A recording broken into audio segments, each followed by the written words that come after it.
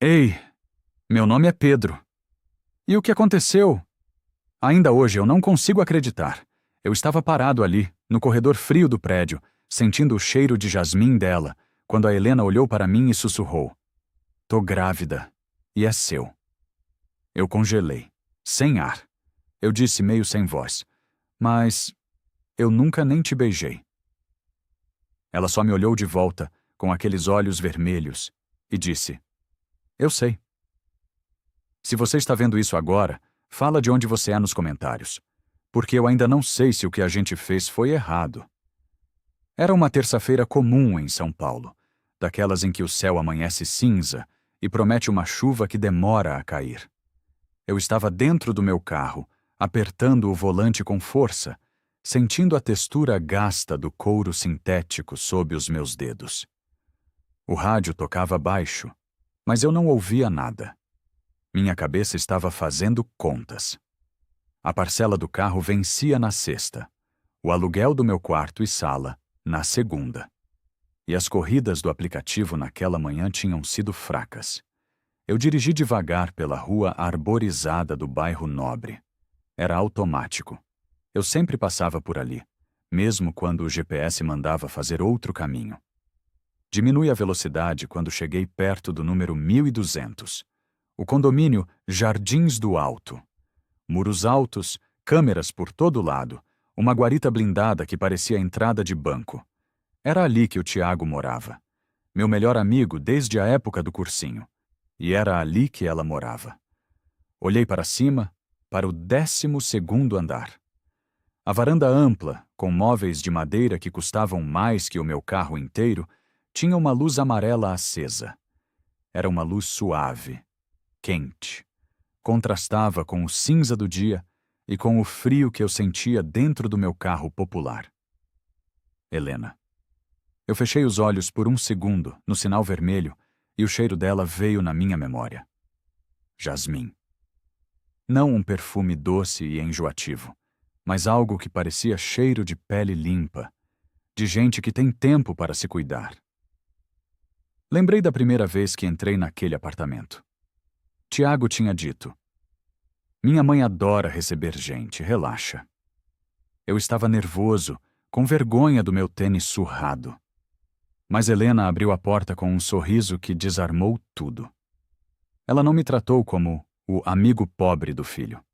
Ela me serviu café, perguntou da minha vida, olhou nos meus olhos. Ricardo, o marido, mal tirou os olhos do celular. Ele era o oposto. Um homem de terno, sempre ocupado, com um relógio caro no pulso que fazia um tic-tac discreto, mas que parecia gritar que o tempo dele valia dinheiro e o meu não. O sinal abriu. Engatei a primeira e segui. Naquela tarde, deixei o Tiago na portaria depois de uma carona da faculdade. Valeu, Pedrão, ele disse, batendo no teto do carro. Ei, domingo tem almoço lá em cima. Minha mãe perguntou de você. Aparece. Eu olhei para a varanda de novo. A luz amarela ainda estava lá, lutando contra o entardecer. Tá bom, eu disse. Eu apareço. Fui embora com a sensação estranha de que aquele convite não era apenas mais um domingo. Era como se a gravidade daquele prédio estivesse me puxando. Na manhã seguinte, a chuva fina começou a cair. Eu estava em casa, no meu apartamento pequeno, com uma caneca de café solúvel na mão. O gosto era amargo, metálico. No computador, a linha do tempo do vídeo que eu precisava editar estava travada. Meu celular vibrou na mesa. Era uma notificação do banco. Débito automático recusado. Saldo insuficiente. Senti um gosto azedo na boca. O dinheiro sempre foi o muro entre mim e o resto do mundo. E por causa dessa falta de dinheiro, eu fiz coisas no passado que eu preferia esquecer. A lembrança veio forte, sem pedir licença. 5 anos atrás. Eu estava desesperado, com dívidas da faculdade que não conseguia pagar. Vi o anúncio na internet. Clínica de fertilidade. Doadores anônimos. Pagamento rápido. Lembrei da recepção bege. Fria. O cheiro de álcool e limpeza exagerada. O Dr. Álvaro, um homem sério, me entregando a papelada. É tudo sigiloso, rapaz. Você é só um código no sistema. Ninguém nunca vai saber quem você é, e você nunca vai saber para onde isso vai. É só material biológico. Eu assinei. Minha mão tremia naquele dia. Peguei o dinheiro e paguei o que devia. Nunca mais falei disso com ninguém. Enterrei essa memória no fundo da mente, como se fosse um filme ruim que eu assisti uma vez e esqueci. Ficou no passado, pensei, tomando o último gole do café frio. Nunca deu em nada. O celular vibrou de novo. Era a Ana, uma cliente chata que queria ser influenciadora digital. Pedro, querido, vamos naquele evento hoje? Preciso de alguém para filmar meus stories. Não posso, Ana, respondi digitando rápido. Tenho compromisso de família no domingo. Preciso adiantar as coisas. Fechei o notebook. A luz do quarto estava apagada, e o barulho da chuva no telhado começou a aumentar. Fiquei olhando para o teto escuro, sentindo um aperto no peito que eu não sabia explicar. Domingo chegou nublado. Estacionei meu carro na rua lateral do condomínio, longe da entrada principal, para não ocupar as vagas de visitantes que geralmente tinham carros importados. Ajeitei a gola da minha camisa polo no retrovisor. Eu parecia cansado. Subi com o Tiago. O elevador de serviço cheirava a produto de limpeza de limão. O social, a lavanda. Quando entramos no apartamento, a sala estava impecável, como sempre, mas o clima estava pesado. Helena veio nos receber, mas o abraço dela foi diferente, mais fraco. Senti o perfume de jasmim, mas ele parecia misturado com cansaço. Ela tinha olheiras fundas, mal disfarçadas com maquiagem. Oi, menino, ela disse, sorrindo triste. Que bom que você veio. Ricardo estava na poltrona, lendo notícias no tablet. O tic-tac do relógio de parede parecia sincronizado com o pé dele, que batia nervoso no chão. Boa tarde, Pedro, ele disse, sem levantar a cabeça. Sentamos para almoçar. A comida estava ótima, mas ninguém comia com vontade. Helena serviu apenas água para ela mesma. E a faculdade, filho? Helena perguntou, tentando quebrar o silêncio. Tiago suspirou, largando o garfo. Ah, mãe. Tô pensando em trancar. Não é para mim. O pai fica pressionando com essa história de administração, mas... Ninguém vai trancar nada. Ricardo cortou, a voz seca. Eu pago aquela fortuna para você ter um futuro, não para brincar de músico. O clima azedou de vez. Helena tentou intervir, mas de repente ela ficou pálida. Levou a mão à testa e se apoiou na mesa. Helena, eu disse num impulso, fazendo menção de levantar. Ricardo nem se mexeu. É essa bateria de exames? Ele resmungou, tomando um gole de vinho. Fica correndo atrás de médico dia e noite, é claro que fica fraca. Já falei que isso é teimosia. Helena respirou fundo, recuperando a cor. Estou bem. Foi só uma tontura. Nesse momento, a campainha tocou. Era a dona Miriam, a vizinha do andar de cima. Uma senhora pequena, de olhos vivos, que parecia saber a vida de todo mundo no prédio. Ela entrou segurando uma travessa. Trouxe aquele bolo que te prometi, Helena, ela disse, varrendo a sala com o olhar. Parou em mim. Ah, o amigo do Tiago está aí, sempre junto, né? Obrigado, Miriam, Helena disse, pegando a travessa rápido, como se quisesse expulsar a vizinha. Estamos almoçando agora. Claro, claro. Só vim dizer que vi você chegando da clínica ontem tarde da noite, Helena. Se cuida, viu? Essa vida de hospital cansa. Quando Dona Miriam saiu, o silêncio voltou, mais pesado do que antes. Na hora de ir embora, já no começo da noite, eu fui até a sala pegar minha chave do carro. Sobre o aparador de madeira escura, meio escondido embaixo de umas revistas de decoração, vi a ponta de um envelope pardo. Tinha o logo discreto de uma clínica. Clínica Vida Reprodução Assistida. Helena viu que eu vi. Ela se aproximou rápido, pegou o envelope e o apertou contra o peito, como se protegesse um segredo de Estado. Coisas chatas de mulher, ela disse, desviando o olhar. Vai com Deus, Pedro. Desci no elevador com o coração acelerado. Aquele envelope, a tontura, o comentário do Ricardo sobre teimosia e médicos. Alguma coisa estava muito errada naquele apartamento perfeito. Segunda-feira foi arrastada. Eu passei na frente do condomínio 2 vezes. Nas 2, a varanda estava fechada. As cortinas pesadas bloqueavam qualquer visão. A luz amarela estava apagada. Tentei mandar mensagem para o Tiago. E aí, mano? Como ficaram as coisas ontem? Ele demorou 3 horas para responder. Tá tenso. Minha mãe não sai do quarto. Meu pai tá uma pilha. Depois a gente se fala. Continuei dirigindo.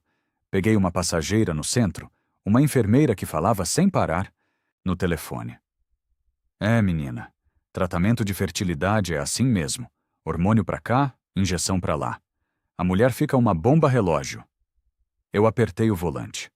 O universo parecia estar jogando pistas no meu colo. No fim da tarde, fui buscar o Tiago na faculdade. Ele entrou no carro e jogou a mochila no banco de trás com raiva. Não aguento mais, meu pai, ele soltou. O cara é um bloco de gelo. Minha mãe lá, mal, cheia de enjoos, e ele preocupado com o jantar de negócios. Ela tá doente, Tiago? Perguntei, tentando parecer casual. Não sei. Eles dizem que é um tratamento. Mas ninguém me explica nada. Só sei que tem envelope de exame para todo lado naquela casa. Começou a chover. O barulho da água batendo no vidro do carro preencheu o silêncio. Eu deixei o Tiago na portaria, mas ele insistiu. Sobe aí, cara. Esqueci meu carregador no seu carro semana passada. Pega lá e sobe, toma um café. Não quero ficar sozinho com eles agora. Eu hesitei, mas a curiosidade e uma preocupação genuína com a Helena falaram mais alto. Tá, eu subo rapidinho. A chuva apertou enquanto eu estava no elevador. Quando cheguei ao 12º andar, o corredor estava silencioso. Aquele silêncio de prédio rico, onde você não ouve nem a respiração dos vizinhos. Tiago tinha entrado na frente. A porta do apartamento estava entreaberta. Eu ia tocar a campainha, mas parei. No final do corredor, perto da janela que dava para a escada de emergência, estava a Helena. Ela estava de costas para mim, olhando a chuva cair lá fora. Estava descalça. O cabelo, geralmente impecável, estava preso de qualquer jeito com um lápis. Ela segurava um envelope na mão. O mesmo envelope de domingo. Ela se virou quando ouviu meus passos. Os olhos dela estavam vermelhos, inchados. Mas não havia medo neles. Havia uma resignação profunda, de quem já chorou tudo o que tinha para chorar. Helena, chamei baixo. O Tiago disse que... Ela não me deixou terminar. Veio na minha direção. O cheiro de jasmim me invadiu, misturado com o cheiro úmido da chuva que entrava pela fresta da janela. Ela fechou a porta do apartamento, nos deixando do lado de fora, no corredor frio. Ficamos sozinhos. A luz do corredor piscou uma vez. Helena me olhou nos olhos. Um olhar que eu nunca tinha recebido na vida. Era intenso, triste e... cúmplice. Ela deu um passo à frente, invadindo meu espaço pessoal. Quase pude sentir o calor da pele dela. Tô grávida, ela sussurrou. A voz dela tremeu, mas a frase saiu firme. Eu congelei. Abri a boca para dar parabéns, para dizer algo educado, mas ela me cortou antes que eu pudesse respirar. E é seu. O mundo parou. O som da chuva sumiu. O corredor girou.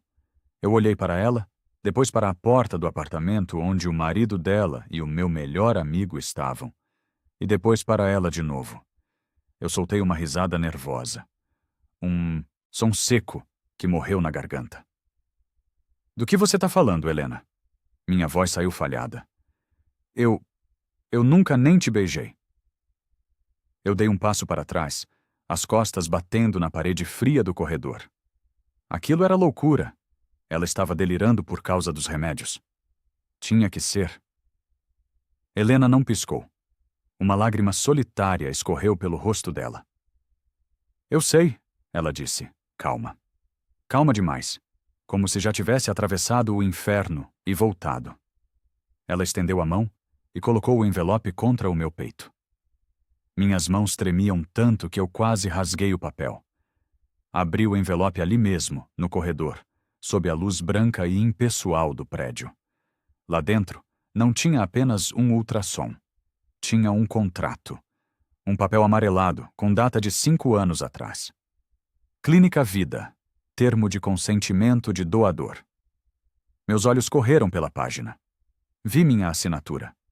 Aquela assinatura desajeitada de um garoto de 23 anos, desesperado por dinheiro. Vi meu nome completo, meu CPF. E grampeado atrás, um laudo recente, um cruzamento de dados genéticos. O Ricardo é estéril. A voz de Helena soava distante, como se viesse debaixo d'água.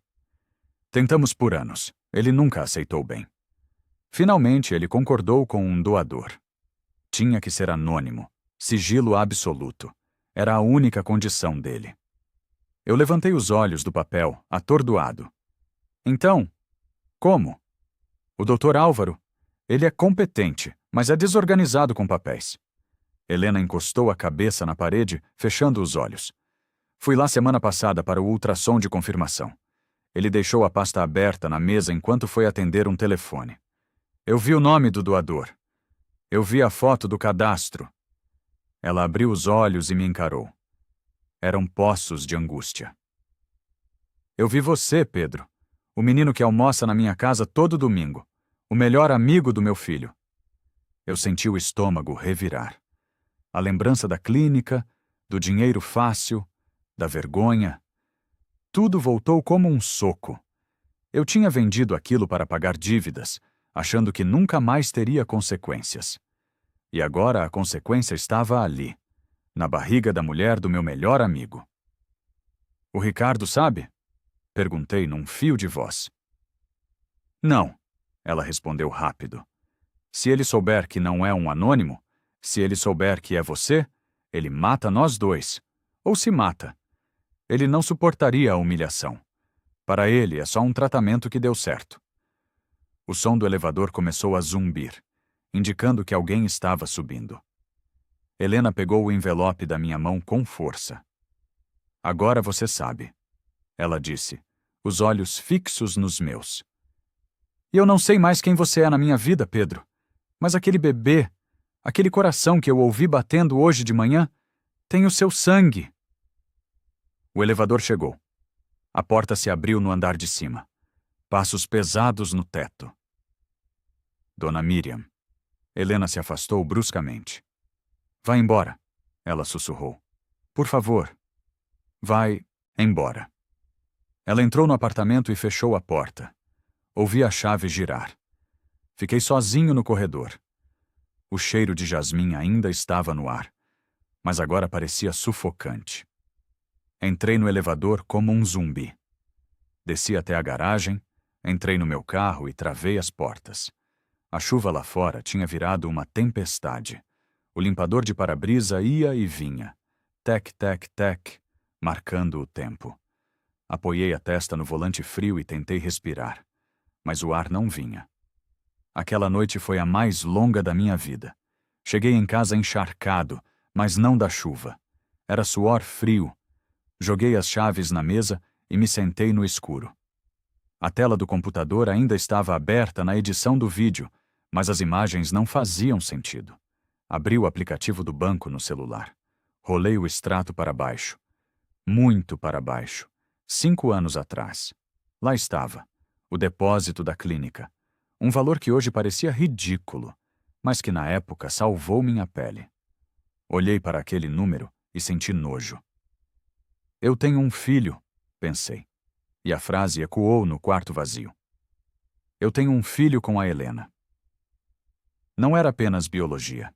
Era a Helena, a mulher que sempre me tratou com carinho, a mulher que eu admirava em segredo, a mulher intocável do 12º andar. O relógio barato na minha parede fazia tic-tac. Lembrei do relógio do Ricardo, o pai oficial. O homem que ia criar meu filho. O homem que tratava a Helena como um troféu e o Tiago como um funcionário. Peguei o celular. Digitei uma mensagem para ela. O que você quer que eu faça? Eu sumo? Eu conto pro Tiago? Apaguei. Digitei outra. Desculpa, eu não sabia. Apaguei. Parecia estúpido pedir desculpas por existir. Minha cabeça girava. E se o Tiago descobrisse? Ele perderia o amigo e a mãe no mesmo dia. E se o Ricardo descobrisse? Ele tinha dinheiro e poder para acabar com a minha vida. Fiquei olhando para a janela, vendo as gotas escorrerem pelo vidro. Eram 2 da manhã, quando finalmente mandei. A gente precisa conversar. Não consigo fingir que nada aconteceu. Larguei o celular longe, com medo da resposta. Acordei com o celular vibrando no chão. Tinha caído da mesa durante a noite. Era ela. Desce aqui no prédio no fim da tarde. Não entra. Me espera no carro, na rua lateral. Às 17 horas.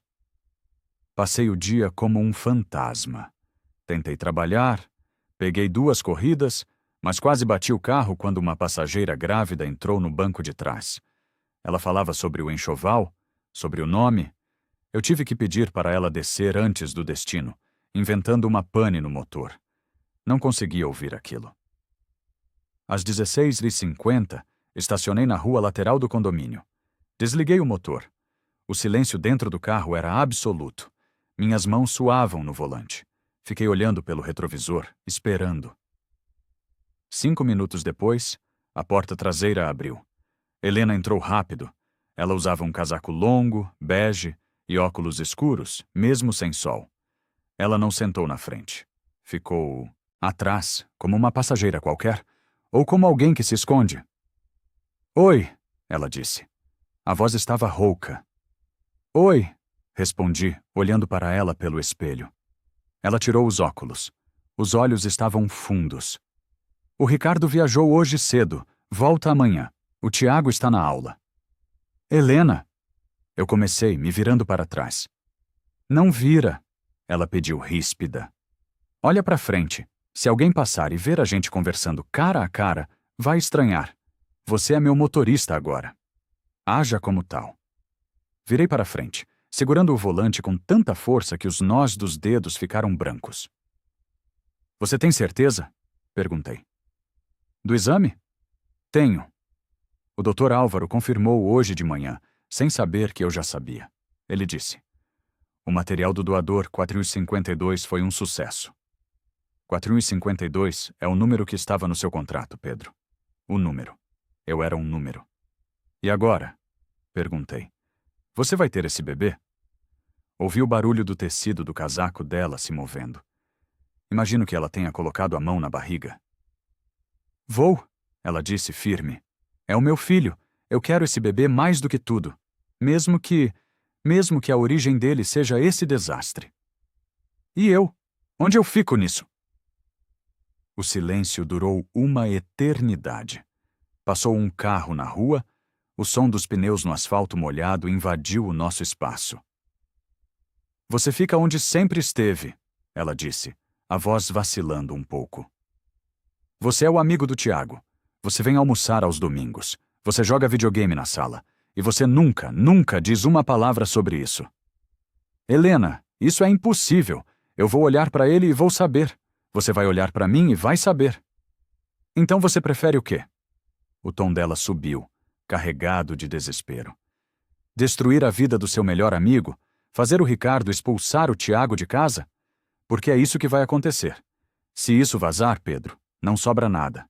Nem família, nem amizade, nem teto. Eu olhei pelo retrovisor. Vi uma lágrima escorrer pelo rosto dela. Eu estou te pedindo, ela sussurrou. Pelo amor de Deus, seja um fantasma. Deixa o Ricardo ser o pai no papel. Me deixa ser mãe em paz. Eu senti um nó na garganta. A vergonha de classe, a culpa, o medo, tudo se misturou. Eu não tinha nada a oferecer para aquela criança. Eu mal pagava meu aluguel. O Ricardo podia dar o mundo para ele. Tá bom, eu disse, derrotado. Eu prometo. Ninguém nunca vai saber por mim. Helena soltou o ar que prendia. Obrigada. De repente, ela se encolheu no banco. Droga. A Miriam. Olhei pelo espelho lateral. Dona Miriam vinha caminhando pela calçada, segurando uma sacola de padaria, os olhos de águia escaneando a rua. Helena se abaixou no banco, desaparecendo da vista. Eu peguei o celular e fingi que estava conferindo uma rota no GPS. Miriam passou devagar, olhou para dentro do meu carro, franziu a testa ao me reconhecer, mas seguiu em frente. Esperamos 2 minutos depois que ela dobrou a esquina. Ela já foi, eu avisei. Helena se ajeitou. Antes de abrir a porta, ela tocou no meu ombro, por cima do banco. O toque foi leve, mas queimou através da minha camiseta. Sinto muito, Pedro. Sinto muito que tenha sido assim. Eu também, respondi. Ela abriu a porta e saiu, ajeitando o casaco para esconder a barriga que ainda nem aparecia. Caminhou rápido em direção à portaria, sem olhar para trás. Fiquei ali, sozinho no carro, sentindo o cheiro de jasmim que ela deixou no banco de trás. Liguei o motor, mas não saí do lugar imediatamente. Fiquei olhando para a luz da varanda dela, que agora estava apagada. Eu tinha prometido ser um fantasma. Mas eu sabia, enquanto engatava a primeira marcha, que fantasmas assombram. E eu ia assombrar aquela família pelo resto da vida. 3 dias depois daquela conversa na garagem, meu celular vibrou no painel do carro. Eu estava parado num sinal vermelho, a chuva fina batendo no para-brisa. Era um número desconhecido, mas meu estômago avisou antes da minha cabeça. Atendi sem dizer alô. Pedro? A voz da Helena estava tremendo. Eu preciso de você. Agora. Larguei o passageiro na esquina seguinte, cancelei a corrida e perdi 5 estrelas no aplicativo. Não importava. Ela me esperava na esquina de uma farmácia, 2 quadras longe do prédio. Quando ela entrou no carro, senti o cheiro de medo nela. O que aconteceu? Perguntei já engatando a marcha. Sangramento, ela disse, olhando para as próprias mãos. O Ricardo está numa reunião com investidores japoneses. Não atende. Eu não posso ir sozinha, Pedro. Eu estou com medo de ter perdido. Dirigi como se estivesse levando um órgão para transplante. Minhas mãos suavam, escorregavam no volante gasto. Vai ficar tudo bem. Eu menti. Não sabia se ia ficar. Chegamos à clínica. O prédio era todo de vidro, frio, imponente. Entrei com ela. O Dr. Álvaro passou pela recepção. Ele me viu. Os olhos dele pararam em mim por um segundo, reconhecendo o rosto do doador Quarínio 52. Mas ele não disse nada. A ética médica, ou o medo de processo, manteve a boca dele fechada. Ele pode entrar? Helena perguntou, a voz fraca. Como acompanhante. O médico assentiu. A sala de ultrassom era escura e cheirava a gel estéril e ar-condicionado forte. Helena se deitou. Eu fiquei em pé, encostado na parede, me sentindo um intruso no momento mais íntimo da vida de alguém. Quando a imagem apareceu na tela, era só um borrão cinza para mim. O médico mexeu o aparelho. Helena prendeu a respiração. E então, o som encheu a sala. Tudum, tudum, tudum. Era rápido, forte. O coração está ótimo, disse o Dr. Álvaro. Foi só um susto, Helena. O descolamento é mínimo. Repouso absoluto por 3 dias. Helena soltou um soluço que parecia estar preso na garganta há horas. A mão dela, que estava segurando o lençol, escorregou para o lado. Sem pensar, dei um passo à frente e segurei a mão dela. Ela apertou meus dedos. Apertou com força. Ali, ouvindo aquele tudum acelerado, o contrato desapareceu. O erro burocrático desapareceu. Aquilo era vida. E era minha. Ficamos assim por 1 minuto inteiro. O médico limpava o aparelho, fingindo não ver que a esposa do cliente rico estava segurando a mão do motorista de aplicativo como se ele fosse a âncora do mundo dela. Saímos separados. Esperei ela entrar no táxi na porta da clínica, porque ela não quis arriscar ser vista no meu carro 2 vezes no mesmo dia. Enquanto eu caminhava para o estacionamento, Vi uma senhora saindo do prédio ao lado. O casaco cinza, o passo lento. Parecia a Dona Miriam. Parei, o coração disparado. Ela entrou num carro de aplicativo. Não consegui ver o rosto. É paranoia, pensei. Você está ficando maluco. Mas o som daquele coraçãozinho batendo não saía da minha cabeça. Naquela mesma noite, o Tiago me ligou. Cara, sobe aqui. Tô precisando distrair a cabeça. Meu pai tá impossível e minha mãe tá estranha. Vamos jogar um FIFA. Eu devia ter dito não. Mas eu precisava ver se ela estava bem. Eu precisava saber se ela estava fazendo o repouso. Subi. O apartamento cheirava a café caro e tensão. Ricardo estava na mesa de jantar, cercado de papéis, o relógio de pulso dele fazendo um tic-tac, que parecia competir com o barulho da chuva lá fora. Ele mal me cumprimentou. Oi, Pedro. Tenta não fazer barulho. A Helena não está bem. Melhoras para ela, eu disse. A mentira desceu rasgando minha garganta. Fui para o quarto do Tiago. Jogamos por 1 hora, mas eu não conseguia concentrar. O Tiago falava sobre trancar a faculdade, sobre montar uma banda, sobre como se sentia sufocado ali dentro. Às vezes acho que ninguém nessa casa me vê de verdade, sabe? Ele disse, largando o controle. Parece que sou só uma peça no cenário do casamento perfeito deles. Aquilo me atingiu. Eu estava traindo o meu melhor amigo da pior forma possível. E, ao mesmo tempo, era o único que sabia o que estava realmente acontecendo nas fundações daquela casa. Fui na cozinha pegar água. A luz estava apagada. Só a iluminação da varanda entrava pela janela. Helena estava lá, de pijama de seda, segurando um copo de leite. Ela se assustou quando me viu. Você está bem? Sussurrei. Estou, ela respondeu, a voz baixa. Obrigada por hoje. Eu não teria conseguido sem você. Ficamos parados no meio da cozinha. O cheiro de jasmim dela estava mais forte ali, no escuro. Ouvimos o barulho metálico do elevador abrindo no corredor. Nos afastamos num pulo, como 2 criminosos. Mas era no andar de cima. O medo nos paralisou. Eu preciso ir, eu disse. Eu te levo até a porta, ela falou. Mas ela foi além. Entrou no elevador comigo. Vou checar se... Tranquei o carro na garagem. Ela mentiu, para ninguém ouvir. As portas se fecharam. O cubículo de metal desceu em silêncio. Estávamos sozinhos, sem Ricardo, sem Tiago, sem médico. Olhei para ela. Ela olhou para mim. Não houve beijo. Um beijo seria traição. O que aconteceu foi mais perigoso. Helena deu um passo à frente e encostou a testa na minha. Fechei os olhos. Senti a respiração dela misturada com a minha. Senti o calor da pele dela. Era um pedido de desculpas. Era um agradecimento.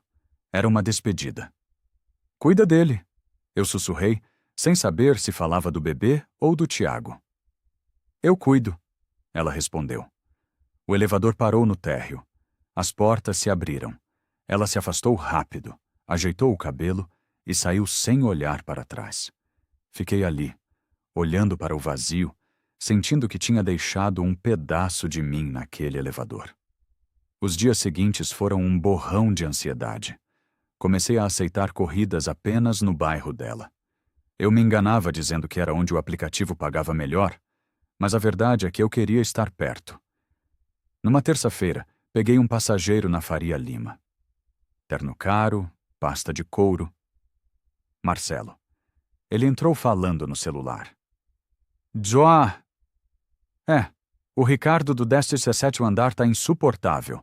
Parece que tá com um problema de caixa na empresa e gastando uma fortuna com tratamento médico da esposa. O homem tá uma pilha. Apertei o volante. O mundo era pequeno demais. Marcelo desligou e puxou o papo. Motorista, você acha que vale a pena se endividar para manter as aparências? Acho que sai caro no final. Respondi, olhando pelo retrovisor. 2 dias depois, o pior aconteceu. Aceitei uma corrida sem olhar o nome. Parei na frente de uma padaria no centro. A porta abriu e a dona Miriam entrou. Gelei. Ela se acomodou, ajeitou a bolsa no colo. Boa tarde, ela disse. E então, parou. Olhou para a minha nuca. Olhou para o meu rosto no espelho. Ué, você é o amigo do Tiago, não é? O rapaz do computador? Sou eu sim, dona Miriam, fazendo um extra. Ah, ela sorriu, mas o sorriso não chegou aos olhos. Trabalhador. Muito bom. Sabe, eu tenho visto você bastante lá no prédio ultimamente. Até em horários que o Tiago não está. Meu sangue gelou. Ah, é? Às vezes deixo alguma coisa para ele na portaria. Entendi. Ela olhou pela janela. A Helena também anda saindo muito, né? Para uma grávida de risco. É curioso. Ela sabia. Ou desconfiava. Deixei ela no destino com as mãos tremendo. Dona Miriam não era apenas uma fofoqueira. Ela era uma granada sem pino no corredor do nosso segredo. Naquela noite, fui deixar um passageiro no condomínio ao lado. Quando subi a rampa de saída, olhei para a garagem do prédio do Tiago. Helena estava lá embaixo, atravessando o estacionamento com uma sacola de compras. Ela parou, olhou para o meu carro. Nossos olhares se cruzaram por um segundo. E então, olhei para cima. No parapeito do primeiro andar, a silhueta da dona Miriam observava tudo. Ela olhava para Helena, olhava para o meu carro e anotava mentalmente. A bomba relógio começou a fazer barulho naquela mesma noite. Eu estava em casa, editando um vídeo de casamento de um cliente, quando recebi uma chamada perdida do Tiago. E logo depois, uma mensagem de voz. Abri o áudio. Ao fundo, ouvia-se a voz do Ricardo. Ele não gritava, o que era pior. Ele falava naquele tom baixo e frio de quem está acostumado a demitir pessoas. Eu quero saber quem é esse número, Helena. Aparece 4 vezes na conta detalhada. Ligações de 20 minutos, 30 minutos. No dia do ultrassom que eu não pude ir, tem uma chamada de 40 minutos. A voz da Helena veio abafada, trêmula. É coisa do Tiago, Ricardo. Ele usa meu celular quando a bateria dele acaba. Deve ser algum amigo da faculdade. Amigo da faculdade? Ricardo riu, seco. Eu vou perguntar para ele agora. O áudio cortou. Sentei na cama, o coração na boca. Tiago me mandou uma mensagem de texto logo em seguida. Segura as pontas aí. Falei pro meu pai que o número é seu, que a gente estava resolvendo um problema no PC dele, e eu usei o cell da minha mãe.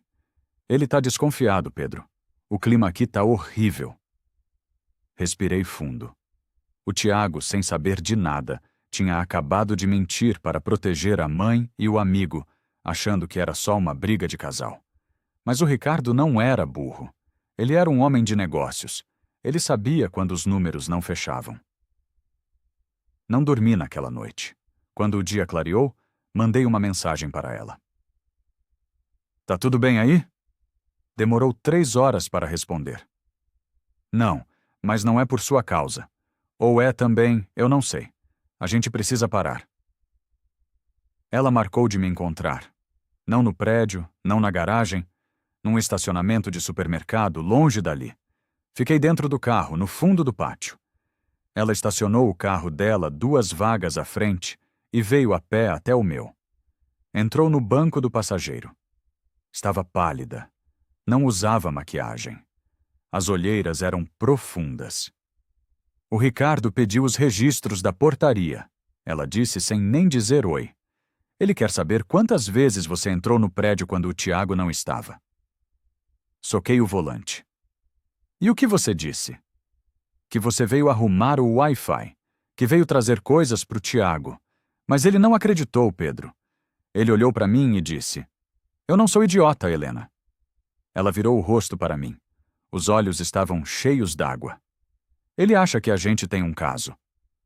E a gente não tem? Perguntei. Não do jeito que ele pensa. É pior. O que a gente tem é um filho. Se ele descobrir uma traição, a gente se separa. Se ele descobrir que o filho não é dele, ele destrói tudo. Ele tira o Tiago de mim. Ele me deixa na rua e ele vai vir atrás de você. Ficamos em silêncio. O barulho de carrinhos de compras, ao longe, parecia de outro mundo. O que você quer que eu faça? Perguntei, sentindo um buraco abrir no peito.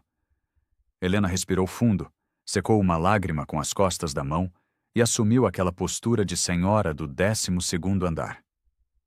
Eu quero que você suma. O quê? Se afasta. Do Tiago. De mim. Do prédio.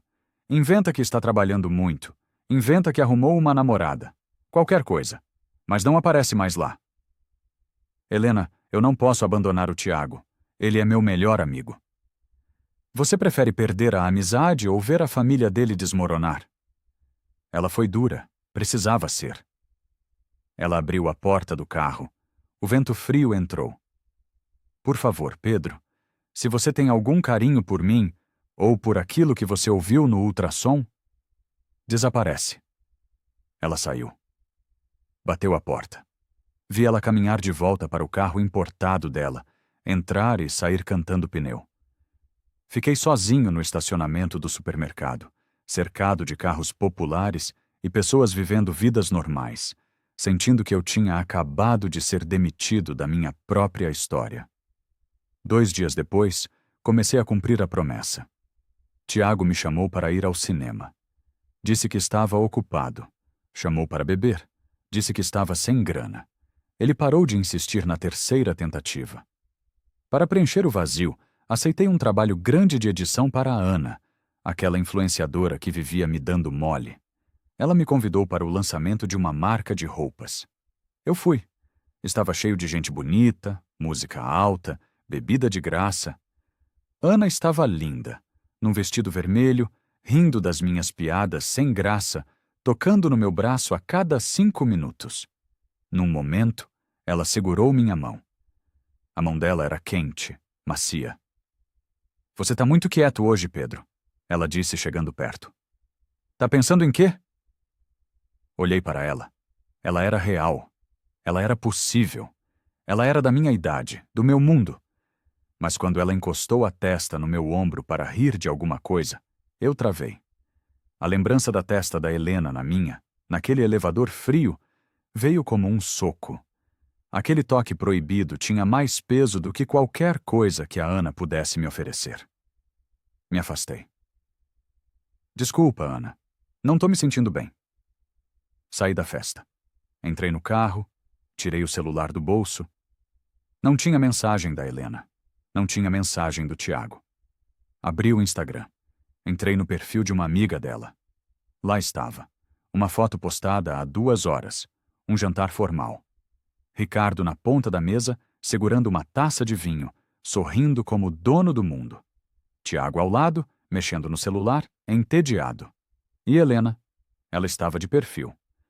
O vestido azul marcava a barriga, que já estava bem maior.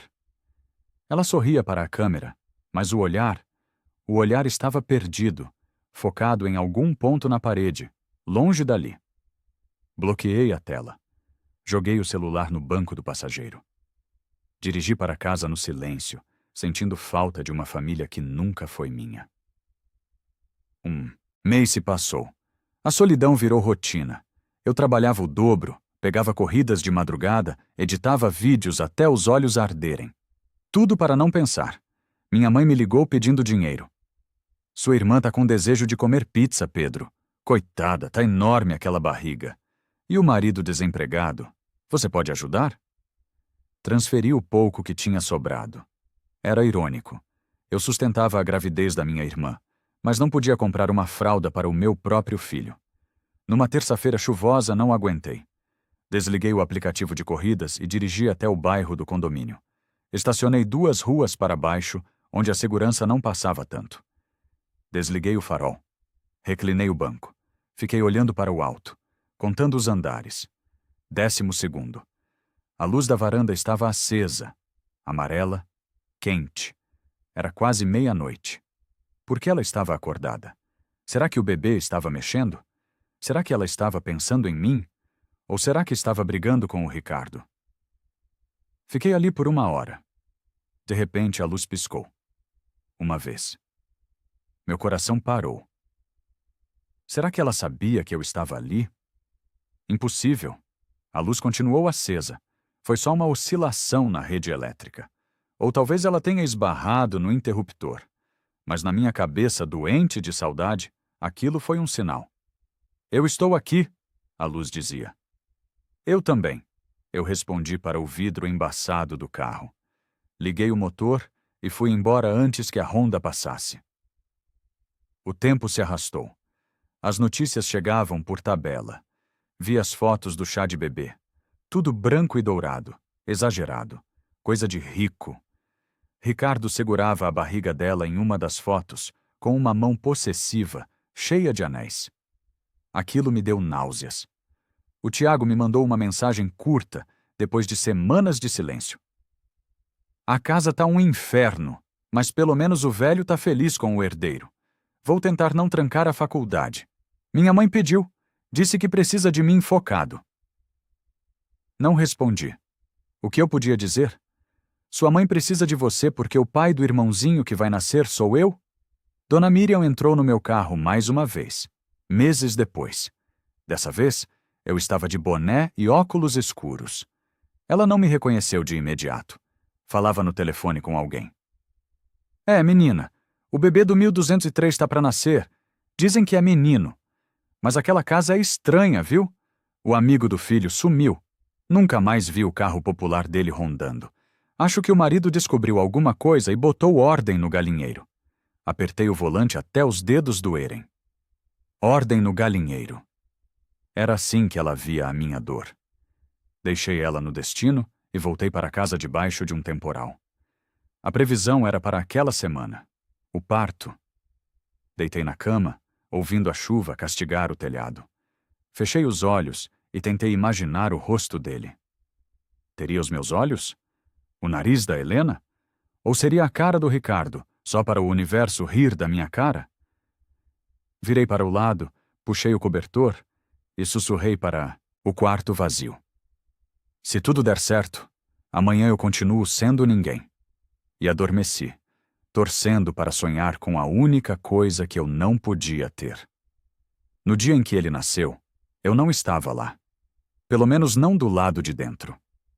Era uma manhã cinzenta, daquelas que São Paulo parece ter esquecido de acordar. A chuva tinha dado uma trégua, mas o asfalto ainda brilhava molhado.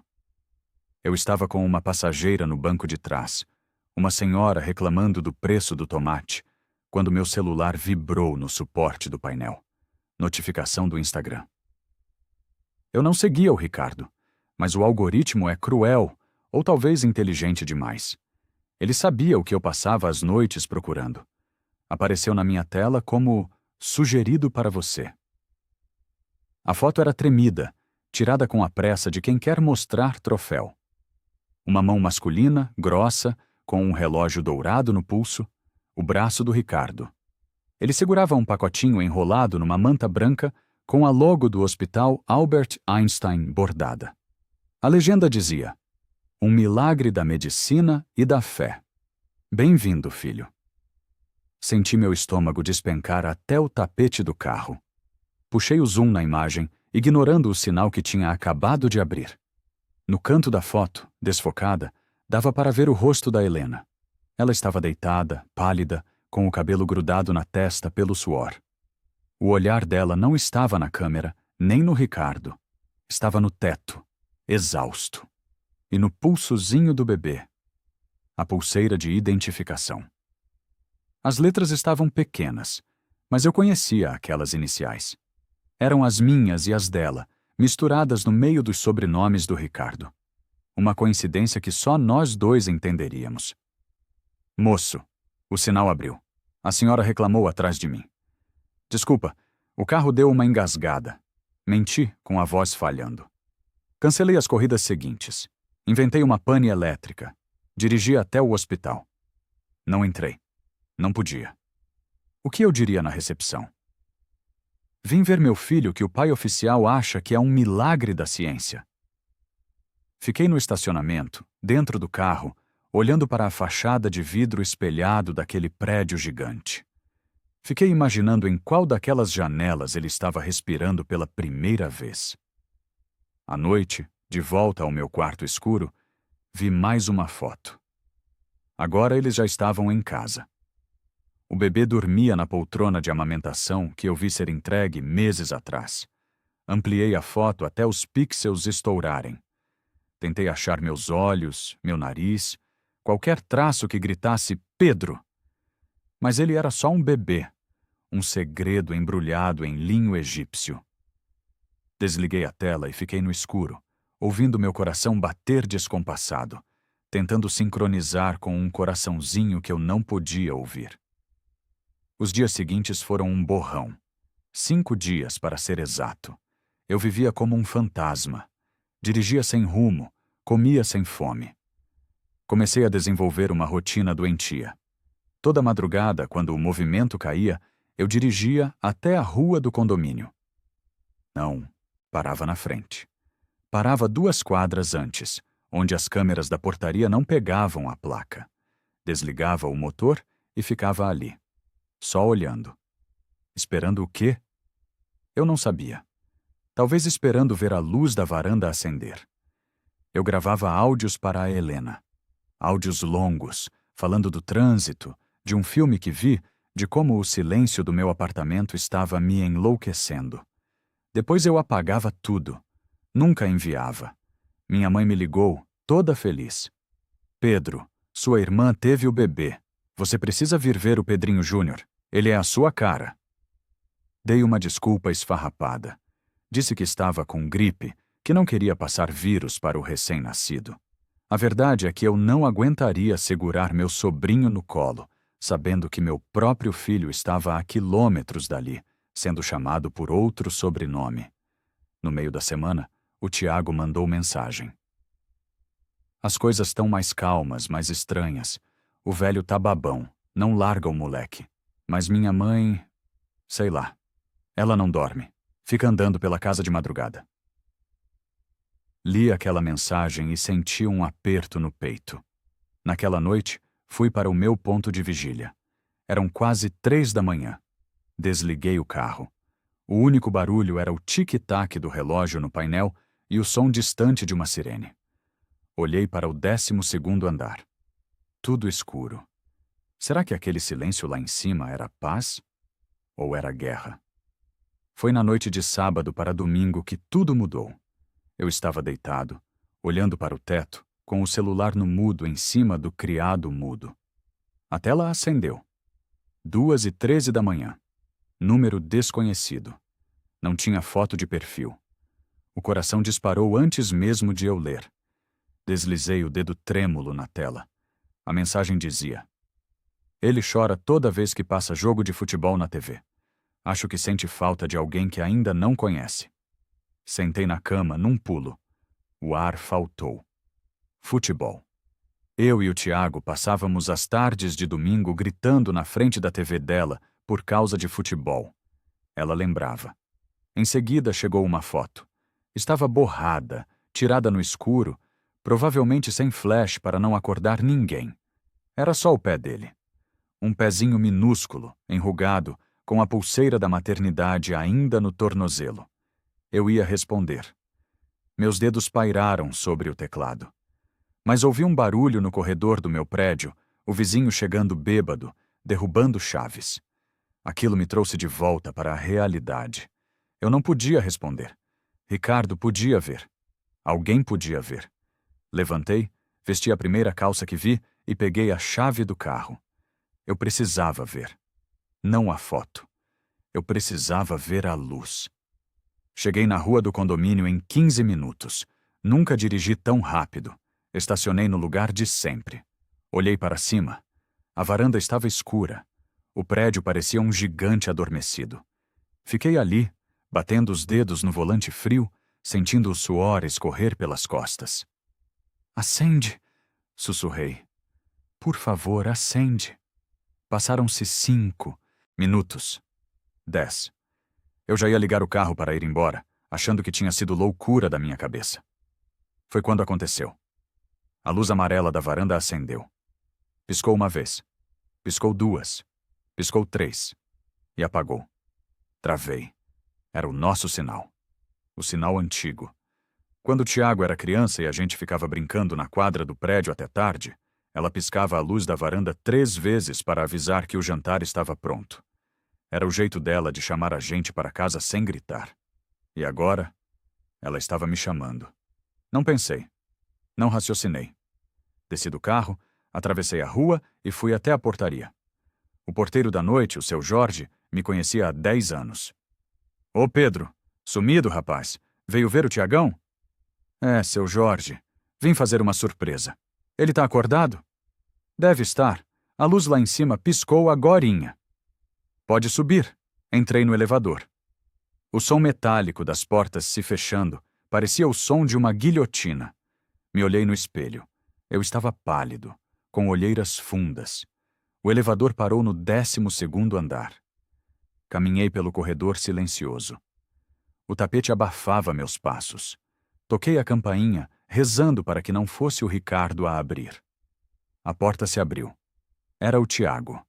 Ele estava de bermuda, camiseta velha, cabelo bagunçado, com cara de quem estava jogando videogame. Pedro. Ele arregalou os olhos, depois abriu um sorriso cansado.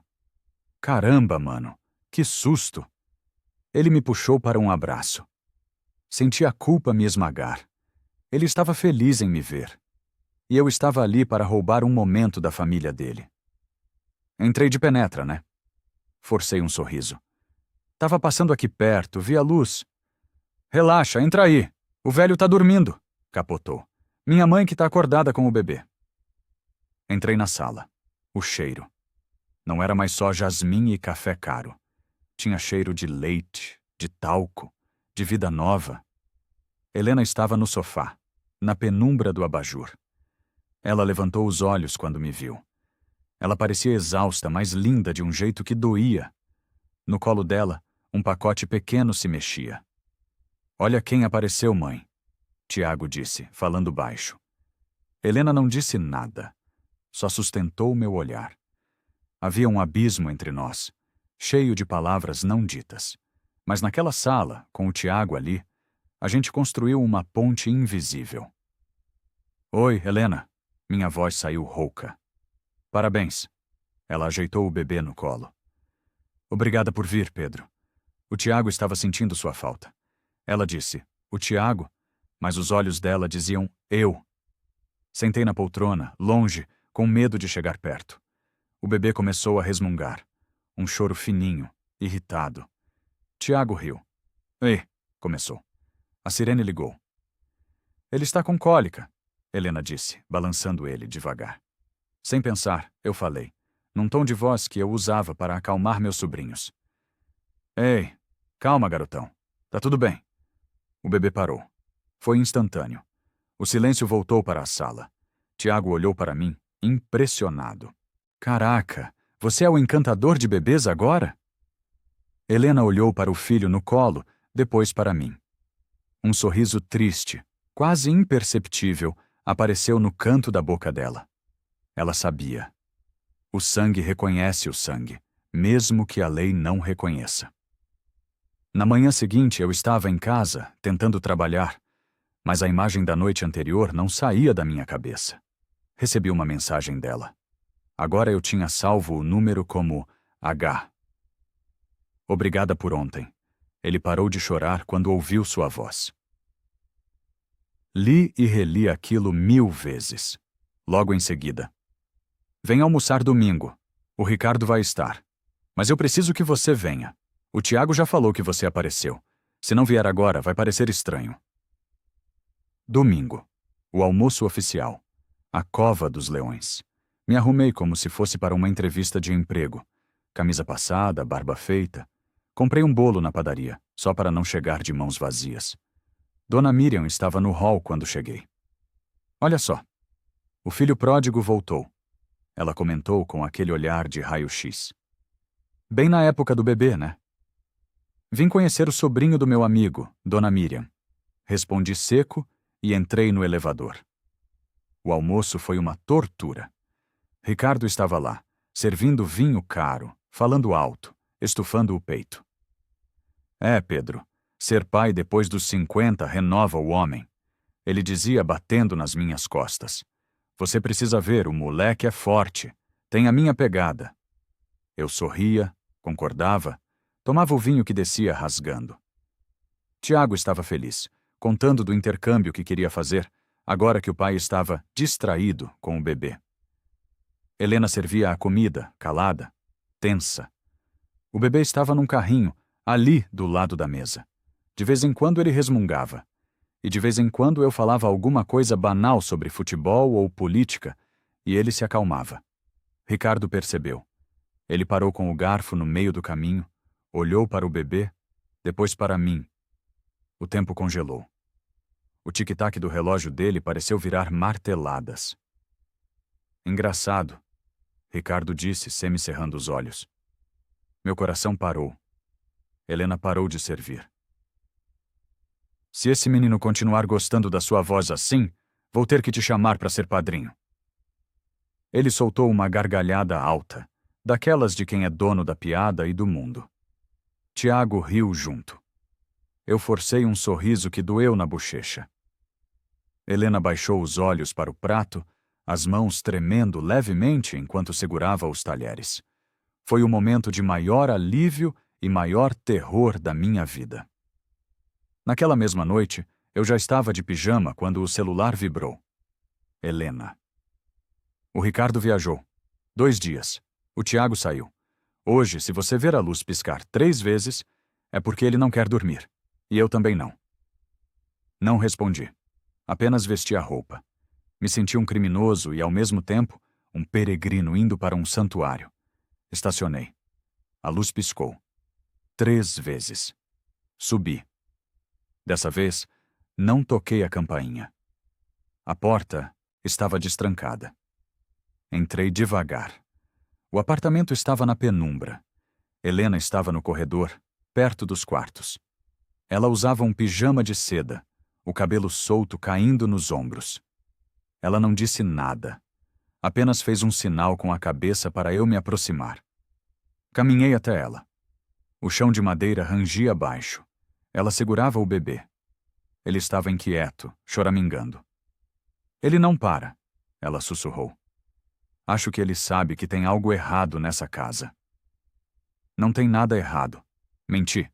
Ela me olhou fundo. Segura ele. Fiquei paralisado. Helena, eu... Segura. Por favor, ninguém está vendo. Estendi os braços. Eram braços de quem carregava a caixa, dirigia no trânsito, editava vídeo. Não pareciam dignos daquilo.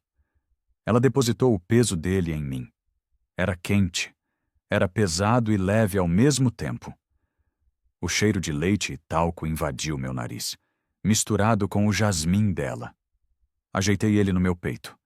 A cabecinha dele se encaixou na curva do meu ombro, como se fosse uma peça de quebra-cabeça que sempre esteve faltando. Ele suspirou. E dormiu. Simples assim.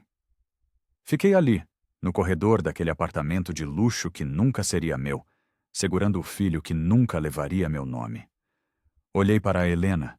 Ela chorava em silêncio. Lágrimas grossas escorriam sem ela fazer careta. Não tentei beijá-la. Não havia espaço para desejo carnal ali. O que a gente tinha era maior, mais pesado e muito mais perigoso. Ficamos assim por minutos, talvez horas. O tempo não existia naquele corredor. Quando o bebê se mexeu, ela o pegou de volta com cuidado e o levou para o berço. Quando voltou, parou na minha frente. Eu estava encostado na parede, sentindo o frio do cimento nas costas. Ela se aproximou. Levantou a mão devagar, tocou meu rosto. A mão dela estava fria. Ela se inclinou e encostou a testa na minha. Fechei os olhos. Era o nosso beijo. A nossa aliança. Obrigada. Ela sussurrou contra a minha pele. O som metálico do elevador ecoou longe, no hall. Alguém chegando em outro andar. Nos afastamos num pulo, a realidade voltando como um tapa. Melhor você ir pela saída de serviço, ela disse, me guiando pela cozinha. Caminhamos em silêncio até a porta dos fundos. A área de serviço cheirava a produtos de limpeza caros. Antes de eu abrir a porta, ela segurou meu braço. Pedro, eu não sei até quando eu aguento fingir. Às vezes eu olho para o Ricardo e sinto nojo de mim. Às vezes eu olho para o bebê e tenho pavor de alguém ver os seus traços nele. Ninguém vai ver, Helena. As pessoas veem o que elas querem ver. O Ricardo quer ver um milagre. Ele nunca vai procurar a verdade. Ela apertou meu braço. E você? O que você vê? Olhei para ela, para as olheiras, para a força que ela fazia para ficar de pé. Eu vejo a única verdade que importa. Abrimos a porta e demos de cara com Dona Miriam no hall de serviço, segurando um saco de lixo. O susto foi mútuo. Boa noite, Dona Miriam, Helena disse, rápida, com uma voz firme que eu desconhecia. O Pedro veio arrumar o roteador. Sabe como é? Essa internet vive caindo e o Ricardo precisa disso funcionando para amanhã. Ah, claro. Miriam estreitou os olhos, olhando de mim para Helena, de pijama. Uma hora dessas? Que dedicado. Pois é. Boa noite, vizinha. Entrei no elevador de serviço antes que Miriam pudesse dizer mais nada. A porta fechou, cortando o olhar de julgamento da vizinha e o olhar de desespero da Helena. Desci sentindo o cheiro dela ainda na minha roupa. Caminhei até o carro sozinho, no estacionamento vazio, ouvindo apenas o eco dos meus passos. Alguns dias se passaram. A vida voltou a um tipo estranho de normalidade. Fui visitar minha irmã. Segurei meu sobrinho no colo, tirei foto, postei. Tio babão, comentei. Era fácil amar à luz do dia. Era leve, mas faltava o peso, faltava o segredo. Continuei trabalhando. O volante do meu carro continuava descascando, as contas continuavam chegando. Continuei passando na frente do condomínio. Às vezes eu subia. Às vezes, o Tiago ia para o intercâmbio dele e o Ricardo viajava. E a gente tinha algumas horas de uma família inventada no corredor mal iluminado. Às vezes, era só um olhar no retrovisor quando eu deixava o Tiago na portaria. Num fim de tarde de domingo, estacionei o carro na rua de sempre. Não ia subir, não ia mandar mensagem. Só queria respirar o mesmo ar, estar no mesmo raio de distância. Olhei para cima. A luz da varanda estava acesa. Fixa. Amarela. Não piscou. Não chamou. Apenas estava ali, brilhando contra o céu cinza de São Paulo. Algumas pessoas passam a vida procurando grandes aventuras, grandes romances de cinema. Eu não. Eu entendi que algumas coisas na vida não têm nome que caiba. Não cabem em pai, amante, amigo. Liguei o carro. O motor vibrou, cansado. Olhei para a varanda uma última vez. Tem coisas que a gente nunca vai poder chamar pelo nome certo. Mas mesmo assim elas continuam respirando, do outro lado da parede. Engatei a primeira e saí devagar, deixando o prédio para trás, mas levando o segredo comigo. Alguns segredos não acabam, só aprendem a ficar em silêncio. Se inscreva para ouvir mais histórias como esta.